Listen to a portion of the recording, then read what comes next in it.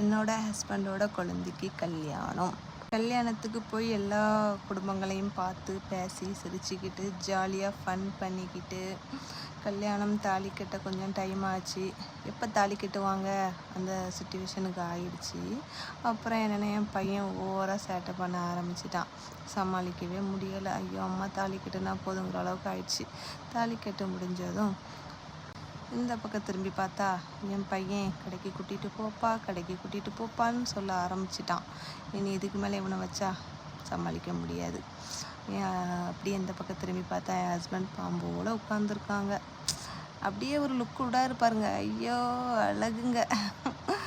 அதுக்கப்புறம் என்னென்னா வழக்கம் போல் சாப்பிட போயாச்சு. சாப்பிட போனால் அங்கே என்னென்னா 7 வகையான கூட்டு. இன்னும் தாலி கட்டி முடியலை போல் இருக்க அப்படின்னு பார்த்தா இதுக்கு மேலே நம்மளால் தாக்கு பிடிக்க முடியாது, நம்ம வேலையை பார்ப்போம் அப்படின்னு சொல்லிட்டு நாங்கள் போயாச்சு சாப்பிட. அதுக்கப்புறம் சாப்பிட்டுக்கிட்டு 7 வகை கூட்டு, குழம்பு, பருப்பு, சாம்பார் எல்லாம் வச்சு நல்லா சாப்பிட்டுட்டு யார் இருந்தால் என்ன இல்லைன்னா என்ன, நம்ம வயிறு நிறையணுங்கிற மாதிரி தான் நான் இருப்பேன். நான் நல்லா சாப்பிட உட்காந்துட்டேன். அங்கே அப்பா அம்மாவும் என்ன செஞ்சாங்கன்னு திரும்பி கூட பார்க்கவே மாட்டேன். ஏன்னா நமக்கு சோறு தான் முக்கியம். அதுக்கப்புறம் சாப்பிட்டுக்கிட்டு பால் பாயாசம், அப்புறம் சர்க்கரை பாயாசம் எல்லாம் வச்சு நல்லா திருப்தியாக சாப்பிட்டுட்டு அப்படியே நாங்கள் வீட்டுக்கு வந்தோம்.